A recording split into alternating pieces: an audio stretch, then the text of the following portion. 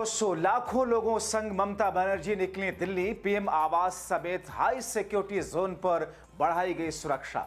राहुल की सेना ने मानो ज्ञानेश को बीच सड़क पर रोका। स्वागत है आप सभी का। आप देख रहे हैं द राजनीति का विशेष सेगमेंट खबर और विश्लेषण। मैं हूं जबार खान।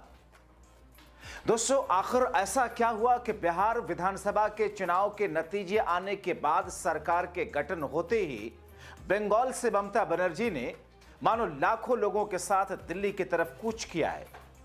उससे पहले आखिर ममता ने जो चुनाव आयोग को चिट्ठी लिखी है उसमें किस किस्म की चेतावनी दी थी, और दूसरी तरफ राहुल गांधी की प्लानिंग है क्या और उनकी सेना ने सड़कों पर उतरकर किया क्या है, विस्तार से दोस्तों आपको सब कुछ बताते हैं।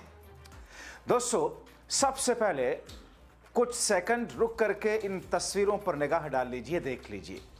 यह आक्रोश, गुस्सा बिहार में सरकार के गठन के समय का है।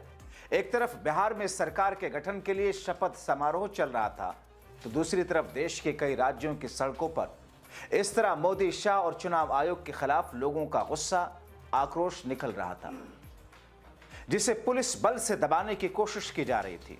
दोस्तों, जाहिर है अब राहुल गांधी, ममता, अखिलेश समेत सभी विपक्षी पार्टियों ने यह ठान लिया है कि जब तक देश में चुनाव आयोग को निष्पक्षता से काम करने के लिए मजबूर नहीं किया जाएगा, तब तक चुनाव का कोई मतलब नहीं है। वोट चोर, मोदी चोर, वोट चोर, मोदी चोर, वोट चोर, मोदी चोर, वोट चोर এবং সবচেয়ে বড় ডাকাতদের দল, সবচেয়ে বড় দুর্নীতিবাজীদের দল, সবচেয়ে বড় ভোট চোরদের দল, বাঙালির উপর অত্যাচারী করা দল, এরা মানুষকে।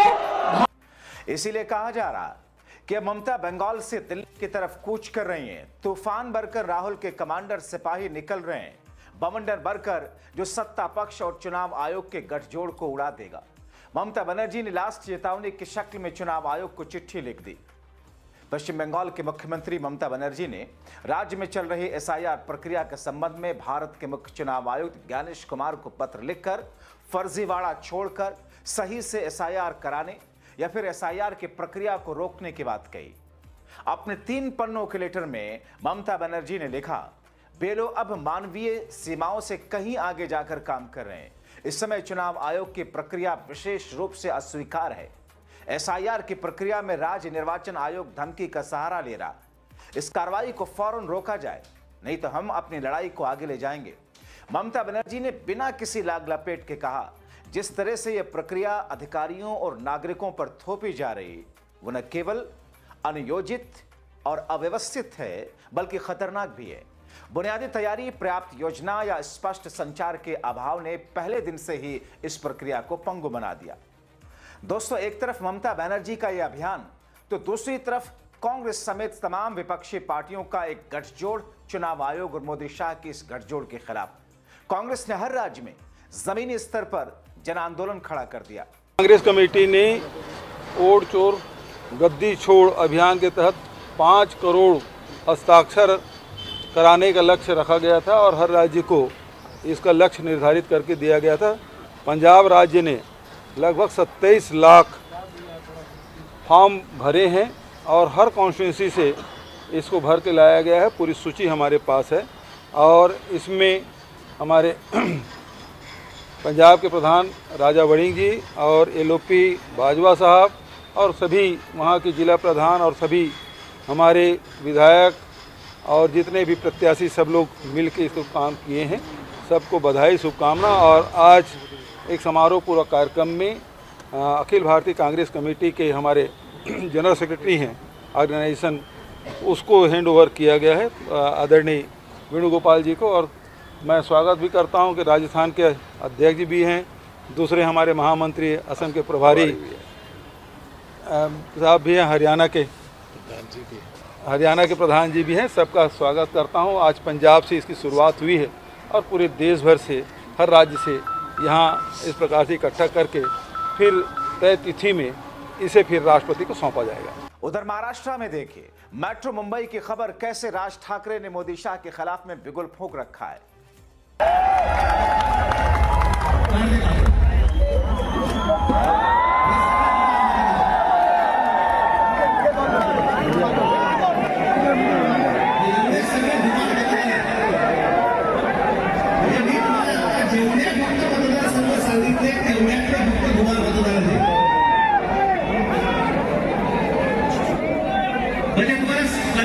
की महाराष्ट्रामध्ये काय प्रकारचा गोंधळ आहे. आणि नंतर देखील फटकं सुरू आहे की नाही कोणत्या सरकारने गाडी लोक घ्या.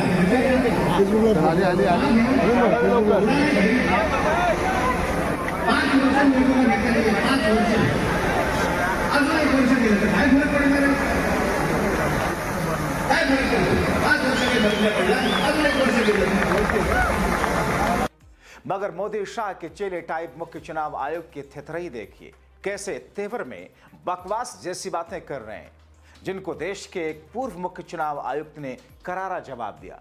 यानी कि दोस्तों, मौजूदा वक्त का मुख्य चुनाव आयुक्त जो कि ये कहता है, शायद उनको शर्म भी नहीं आती कि विपक्ष तो वो सीसीटीवी फुटेज, वो वीडियोस फुटेज मांग रहा था जो कि मतदान की लाइनों में लग करके मतदान करते हुए लोगों के थे. मगर वो कैसे कह रहे हैं, क्या हम अपनी माता बहनों का फोटो वीडियोस इनको दे सकते हैं?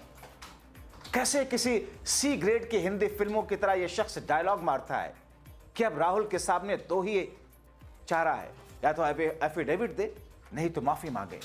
मगर कैसे इन्हीं ज्ञानेश कुमार को एक पूर्व मुख्य चुनाव आयुक्त ने करारा जवाब दिया है, सुनिए. हलफनामा देना होगा या देश से माफी मांगनी होगी, तीसरा विकल्प नहीं है. दूसरे से एफिडेविट मांगते हैं आप. आपके तो इतनी गलतियां हो सकती हैं, है ना. आपके सुप्रीम कोर्ट में भी ये केस गया था कि जो डेड वोटर दिखाए गए थे, डिलीट हुए थे 65 लाख में से, उनमें से कई लोग सुप्रीम कोर्ट में जाके खड़े हो गए कि साहब मुझे इन्होंने मुर्दा दिखाया, मैं तो यहाँ जिंदा आपके सामने हूँ. उधर इस बीच में संसद में नेता विपक्ष राहुल गांधी ने कुछ नए तथ्यों और साक्ष्यों के साथ केंद्र सरकार और चुनाव आयोग की मिले भगत, गलत तरीके से एसआईआर लागू कर वोट चोरी के ऐसे खुलासे किए जिससे मोदी शाह समेत ज्ञानेश सन्न है. आने वाले शीतकालीन सत्र में मुख्य चुनाव आयुक्त को हटाने के लिए प्रस्ताव लाने की प्लानिंग है. एसआईआर और वोट चोरी के मुद्दे पर ममता, अखिलेश, लेफ्ट, शिवसेना, स्टालिन ने ऐसी रणनीति तय की जिससे मोदी शाह हिला हुआ. दोस्तों, हालांकि दोस्तों, बातें यहां तक हैं कि मौजूदा वक्त के ज्ञानेश कुमार को जो मुख्य चुनाव आयुक्त की कुर्सी पर बैठा हुआ है, इस शख्स को इस पद से हटाया जाए. फिलहाल विपक्ष के पास चुनाव आयोग को हटाने के लिए एक तथ्य यह भी है कि प्रस्ताव लाने के लिए आंकड़ों के लिहाज से देखें तो वैसी स्थिति नहीं है जो इनके अनुकूल हो. मगर विपक्ष को चूंकि यह मालूम है कि वो ऐसा प्रस्ताव मूव तो कर सकते हैं, भले ही स्थिति उसे पास कराने की ना हो, कठिनाइयां हो, मगर इन तमाम चीजों के बावजूद इस कदम पर आगे बढ़कर मोदी शाह के रास्ते के कैसे तंग करना है और इससे हासिल होगा क्या कुछ. इस प्रस्ताव के जरिए वो अपने 4 अहम बिंदुओं को जनता तक दरअसल पहुंचाना चाहते हैं. एक ये दोस्तों कि आपने देखा कि कैसे मोदी सरकार ने सुप्रीम कोर्ट का कानून बदल दिया था. सुप्रीम कोर्ट का आदेश, पीएम, नेता विपक्ष और चीफ जस्टिस ऑफ इंडिया के चयन समिति में कानून लाना, जिसमें चीफ जस्टिस ऑफ इंडिया की जगह कैबिनेट मंत्री को मोदी शाह ने रख लिया था.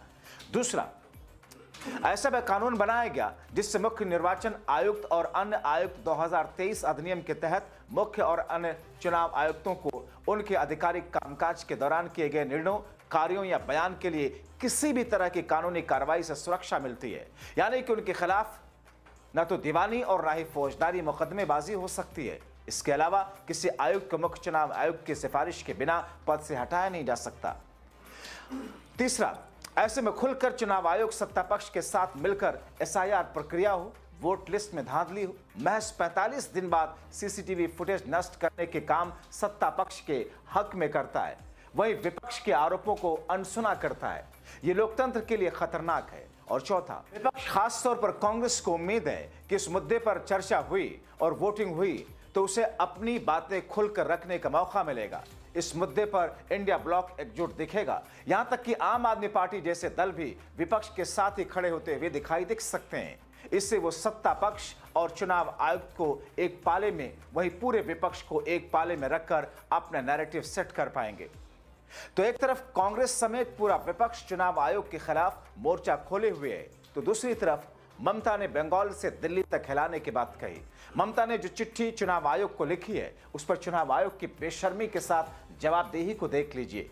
दोस्तों, सूत्र बताते हैं कि ममता बनर्जी की चिट्ठी पर चुनाव आयोग की तरफ से जो कहा गया, उसमें यह कहा गया कि हमारा सारा काम प्लानिंग के तहत है, ट्रेनिंग के साथ हो रहा है, हमें पता है हमें क्या करना है. तो दोस्तों, यही बात तो विपक्ष भी कह रहा है कि आपका सारा काम प्लानिंग के तहत है, आपका सारा एजेंडा ट्रेनिंग के साथ में चल रहा है.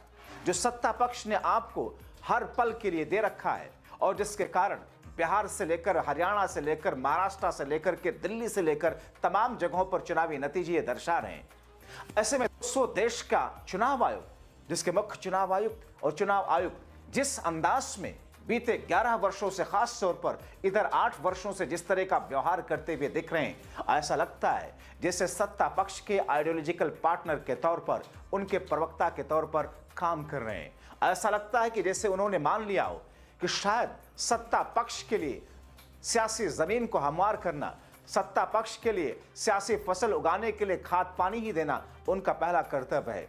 हालांकि सुप्रीम कोर्ट में जितने मामले चुनाव आयोग को लेकर के गए दोस्तों, कैसे भूल सकते हैं चंडीगढ़ की उस मसीह को जो सीसीटीवी कैमरे के सामने जो कुछ करता हुआ पकड़ा गया, और इसके बावजूद यही चाटुकार मीडिया, सत्ता पक्ष के लोग किस अंदाज में उसको जस्टिफाई कर रहे थे। मगर सुप्रीम कोर्ट ने क्या किया था? सुप्रीम कोर्ट ने उसके खिलाफ में सख्त एक्शन की बात की थी। यह और बात है, आज तक उस मसीह के खिलाफ एक्शन क्या हुआ किसी को कुछ नहीं पता। लेकिन सुप्रीम कोर्ट ने भारतीय जनता पार्टी की उस पूरी साजिश को बेनकाब करते हुए, उस मसीह की साजिश को बेनकाब करते हुए उस वक्त आम आदमी पार्टी के उस नेता को विजयी बनाया था, जबकि बीजेपी के जो विजयी बनाए गए नेता थे मेयर के लिए, उन्हें शिकस्त दी थी। ये देश के सबसे बड़ी अदालत ने, देश की सबसे बड़ी कोर्ट ने यह फैसला ऑन द स्पॉट सुनाया था। आपने देखा हरियाणा में कुछ ऐसे मामले सामने आए, खास तौर पर लोकल लेवल के चुनाव, जिसमें सुप्रीम कोर्ट ने ईवीएम मंगा करके खुद गिनती करवा ली और उसके बाद नतीजे पलट गए थे। बहुत सारी ऐसे मिसालें जाहिर तौर पर सत्ता पक्ष के सामने आज विपक्ष समझ गया है कि जब तक चुनावी मशीनरी को, इलेक्टोरल रिफॉर्म या फिर चुनाव आयोग निष्पक्ष नहीं हो जाता, इस देश के अंदर विपक्ष की पार्टियां या विपक्ष के नेता उतना ही चुनाव जीत सकते हैं जितना गुजराती भैया चाहते हैं। आप क्या सोचते हैं? अपने राय कमेंट बॉक्स में जरूर लिखें।